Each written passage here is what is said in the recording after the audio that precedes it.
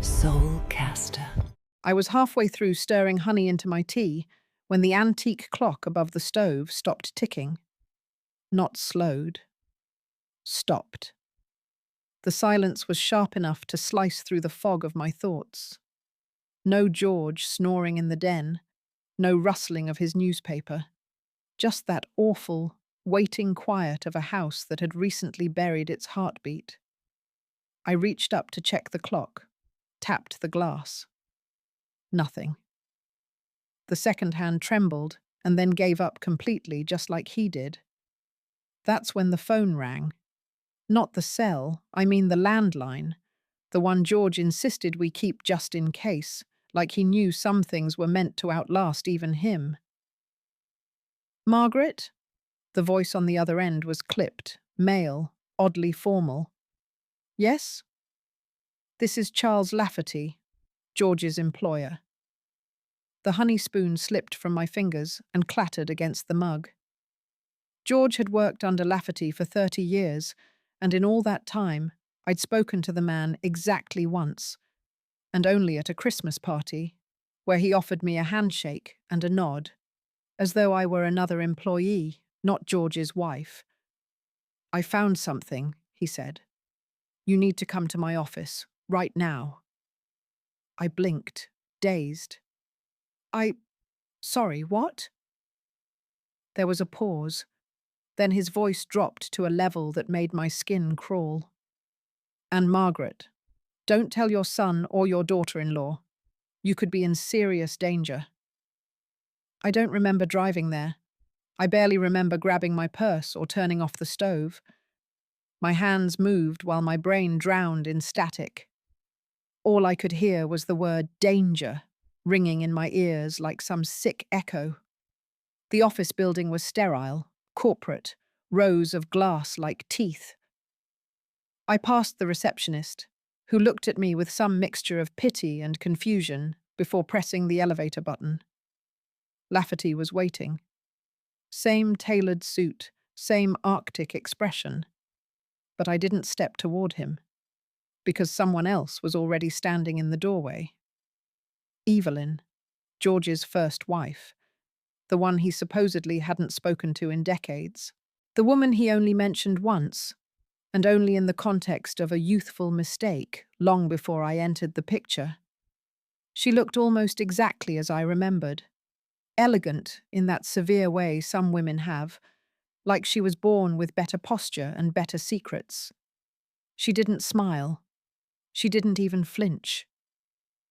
Come in, Margaret, Lafferty said. You both need to see this. You know, I never believed in omens. But that clock stopping, that was no accident. Oh, and while I have your attention, if you've made it this far and you're even a little intrigued, consider following. More than 99% of listeners don't subscribe, but it's the one thing that keeps this project alive. Helps the team dig deeper and go darker. Now, back to the moment my dead husband's two wives stood across from each other in a stranger's office. I sat down, not because I wanted to, but because I suddenly wasn't sure my legs would keep holding me. Evelyn crossed hers neatly, as though this were some banal PTA meeting. I asked Charles to call you, she said. I think you deserve to know the truth. The word truth rang like a curse in that room. I wanted to ask 100 things at once. What truth? Why now? What did she know? And most of all, why was she sitting there like this wasn't the most surreal moment of my life? Lafferty pulled out a folder from the desk drawer. Not a regular folder. One of those old-fashioned, heavy manila envelopes with a thick red string. It landed on the desk with a soft thud, and somehow that was worse than if he'd shouted. I thought George had finally come clean before he passed, Evelyn murmured, almost to herself.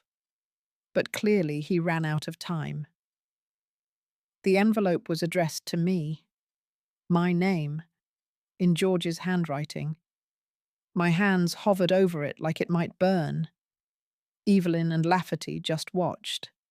and I realized, with a slow, sickening drop in my stomach, this wasn't a meeting. This was an unveiling. The first layer of something very old and very wrong. The paper smelled like mildew and cigarettes. Not freshly printed paper.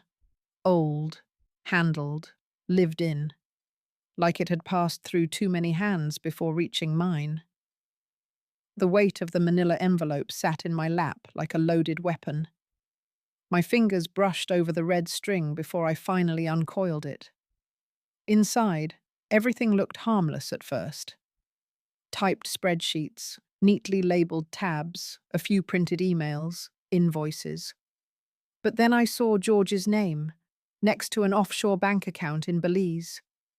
Then again, tied to a property management firm I'd never heard of. Then again, next to a large wire transfer, $96,000, 3 weeks before he died. Labeled only DNN Trust. Is this real? I asked, though I already knew the answer. Evelyn gave a short, mirthless laugh. I asked myself the same thing. Mr. Lafferty leaned forward, tapping one sheet with a blunt finger. That's a private investment account. George never disclosed it to our firm. He was smart about hiding things. Too smart, actually. I only found it when we started closing out employee estates and ran a full audit. I kept scanning. Real estate deeds in New Mexico, a luxury condo under a shell company in Seattle, storage units registered to names I didn't recognize. Some of the documents were in George's handwriting. Some looked like they'd been signed by a stranger who borrowed his hand. You're telling me my husband had an entire secret financial life, I said slowly, trying to keep my voice steady. And no one, none of you, thought to tell me this when he was alive. Evelyn didn't flinch. I found out after the funeral, and I wasn't exactly high on the invite list. Why are you even here? I snapped. Why you? Her gaze flicked to Lafferty before landing back on me. Because once, he hid things from me too. I looked down again, and that's when I saw it. Power of attorney. I picked it up, scanning quickly. George's name. Daniel's name. Not mine. Not me. Not the wife who nursed him through his dizzy spells. Not the woman who made his damn soup every time he said his stomach felt off. Not the one who held his hand while he mumbled nonsense in the hospital bed the night before his heart gave out like a light bulb blowing in the dark. He gave Daniel control, quietly, legally, months before he died. That's impossible, I whispered. He would have told me. Lafferty didn't answer. He just reached into the envelope again and laid down one last sheet of paper. A letter. It was handwritten but never signed. Never sent. Margaret. If you're reading this, then I've probably left too much undone. I didn't mean for it to go this far. I thought I could fix it. But they're watching too closely now. I didn't know how to protect you and Daniel at the same time. Please don't hate me. The me trailed off, like his hand had stuttered mid-sentence. There was a smudge in the corner, maybe from coffee, maybe from sweat, maybe from fear. I stared at the letter until the words blurred. What does this mean? I asked, voice hollow. Who's watching? Who got to him? Evelyn finally looked shaken. She glanced at Lafferty, then said softly, He was planning to come clean. He told me, 2 weeks before it happened, said he'd hidden too much for too long, that you deserved to know. I couldn't tell if the chill in my spine was from the air conditioning or something deeper. What happened 2 weeks before he died? I asked. She didn't blink. He changed his mind. No, I said. Someone changed it for him. Neither of them argued. I pushed back in my chair, needing space, needing oxygen. The room felt like it was closing in, like someone had sealed all the exits while I wasn't paying attention. My husband had lied. My son, my son, had signed something that suggested he knew. And Naomi, who handled all his medication in those last few weeks, who kept telling me to just let him rest. I reached for the power of attorney document again. The signature, the date, 2 months before the stroke. The same week George abruptly stopped going into the office.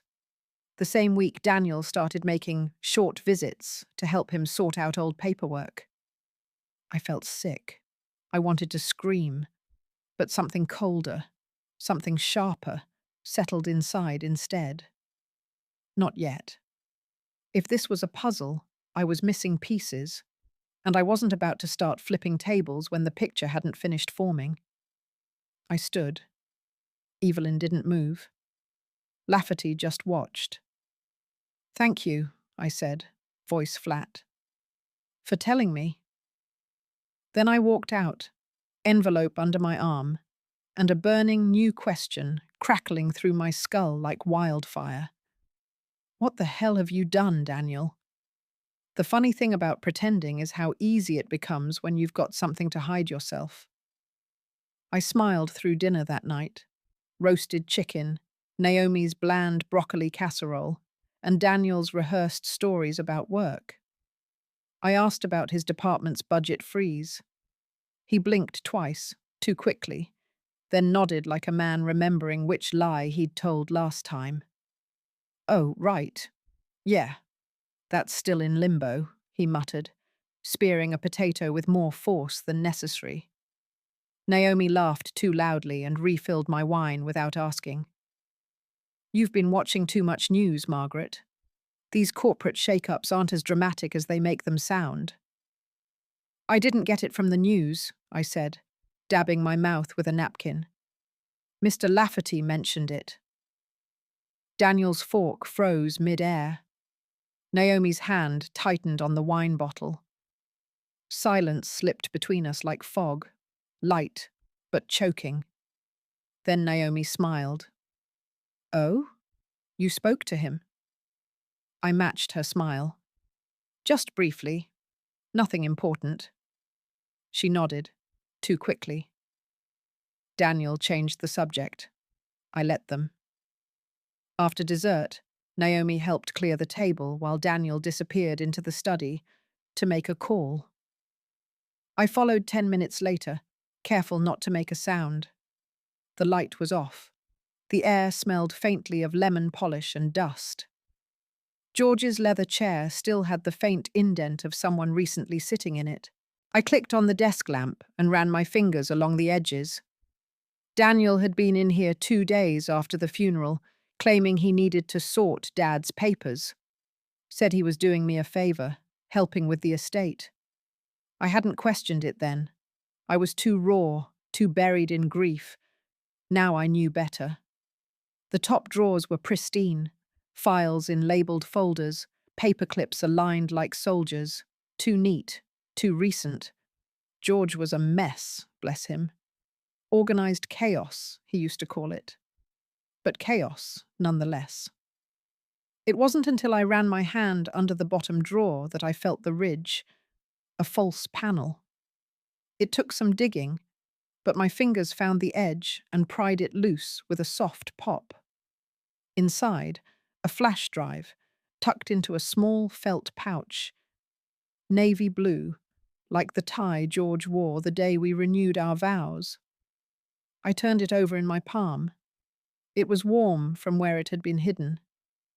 Back in my bedroom, I plugged it into my laptop and waited. There were 3 folders.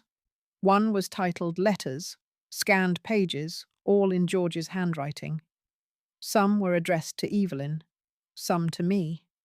A few to someone unnamed, just a single initial, M.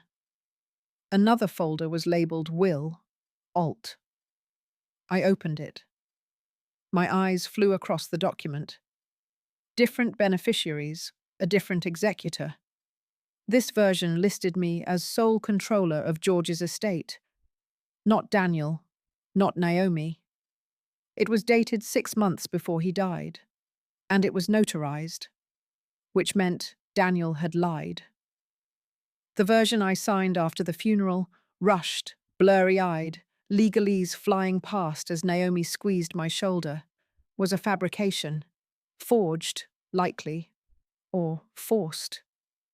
The last file was a voice memo. I hesitated before playing it. George's voice crackled through the tinny speakers, older and more tired than I remembered. If you're hearing this, I waited too long. Pause. I thought I could clean it all up before anything reached you. I was wrong. I underestimated them. My hand froze on the mouse. I didn't want you caught in the fallout. That's why I changed the will, why I started moving things. But now, it's in your hands. I'm sorry, Margaret. I really tried. The file ended there. I stared at the screen, cold to my fingertips. Them. Not him. Them. So it wasn't just Daniel. Naomi was part of it too. Maybe even the architect. My first instinct was still disbelief. Not my son, not my daughter-in-law who brought me flowers every third Sunday, who poured my wine and commented on my hair. But then again, Naomi had taken over his medications. She'd insisted on hospice. She'd offered to handle things when George became forgetful and confused. I saw it now. The scaffolding of manipulation. How they'd propped George up like a broken marionette until the strings snapped, and then rewritten the play without telling me. I sat there until the room grew dark and the laptop screen dimmed. Then I copied the files. Twice.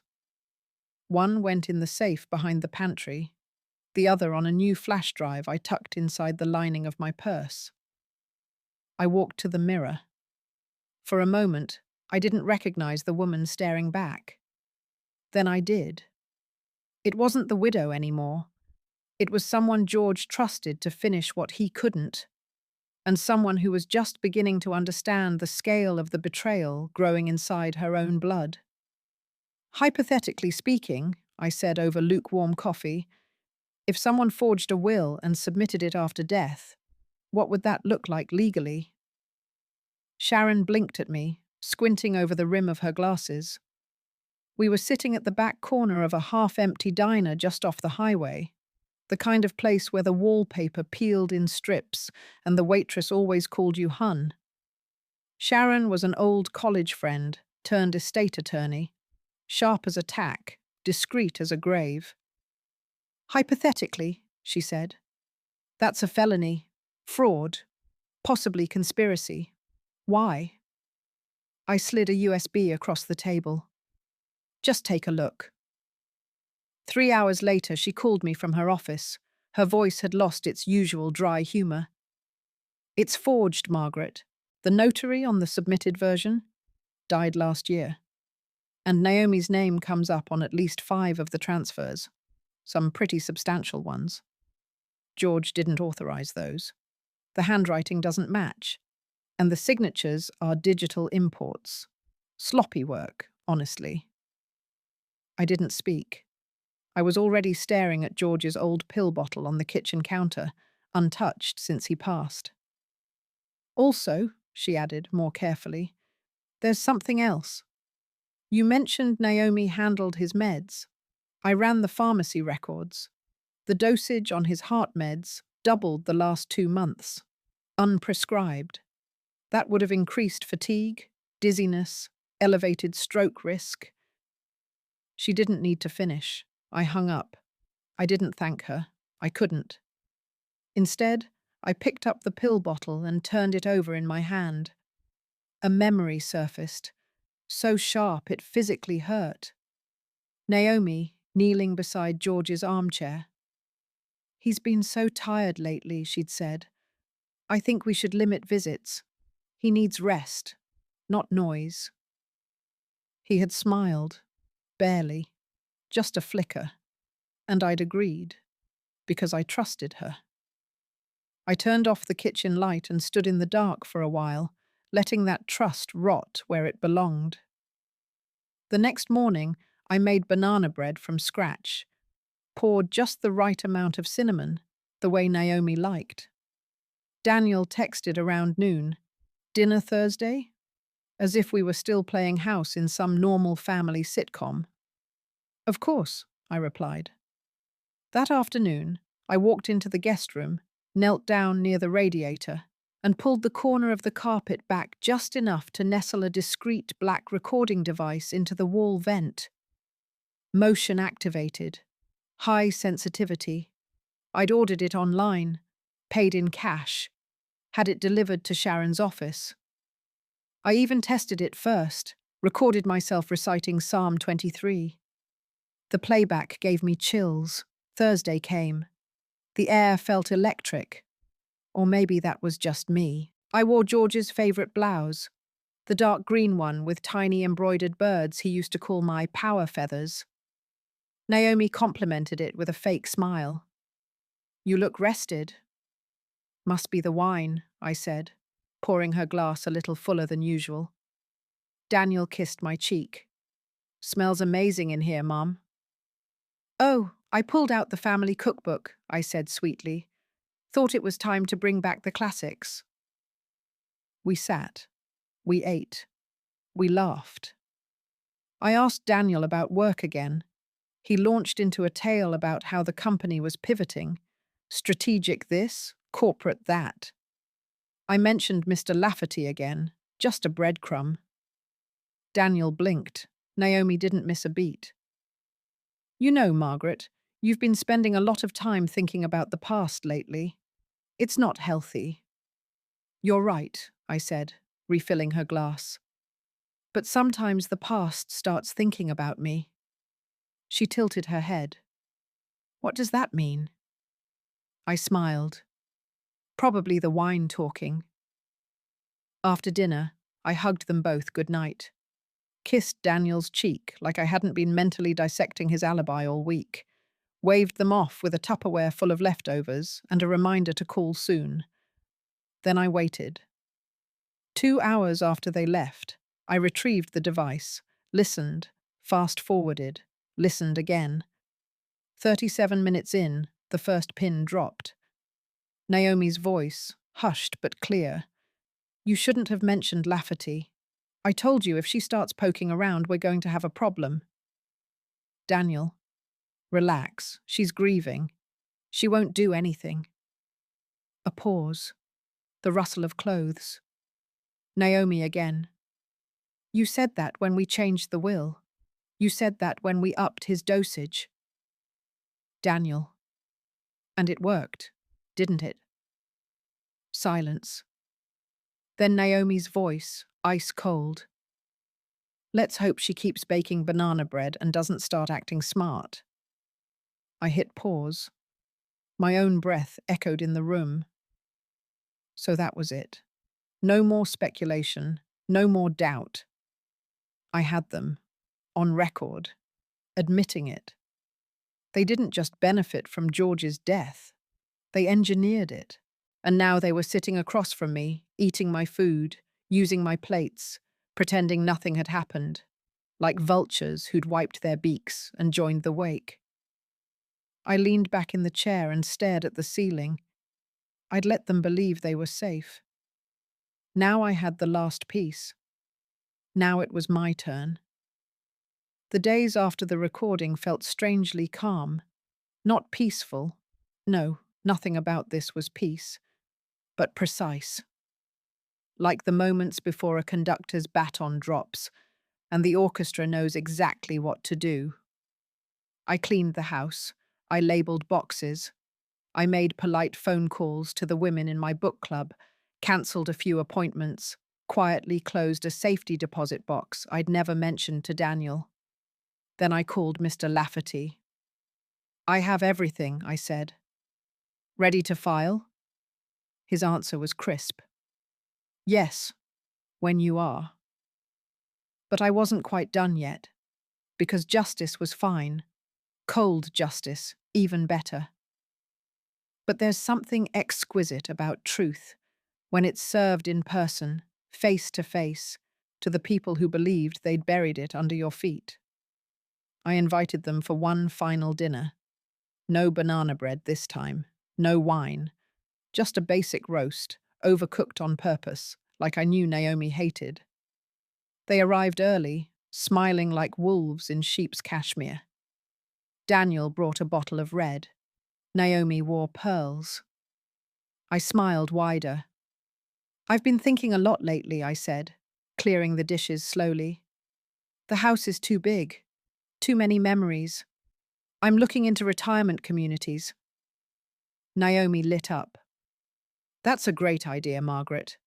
Somewhere with activities, maybe even light medical care. I could help you tour places." "Oh, no need," I cut in sweetly. "I've already found one." Daniel frowned. "So soon?" I dried my hands. It's amazing what clarity grief brings. But before I go, I wanted to show you something. Something your father left behind. I led them up the attic stairs. Every step creaked louder than I remembered. The air smelled like cedar and insulation, laid out neatly on the old army cot. George's trench coat, his worn leather notebook, his favourite wrench set, and one heavy green metal toolbox. The kind he always told Daniel to leave alone, because that thing's older than you and just as temperamental. Naomi laughed nervously. "You kept all this?" Daniel said nothing. I popped open the box. Inside, a printout of the notarized will, my name bolded and underlined as executor.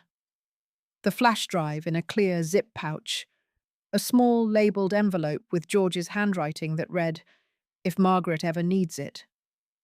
I handed it to Daniel. He didn't take it. Naomi reached instead. I let her. Her hand trembled as she flipped open the envelope. She didn't need to read far.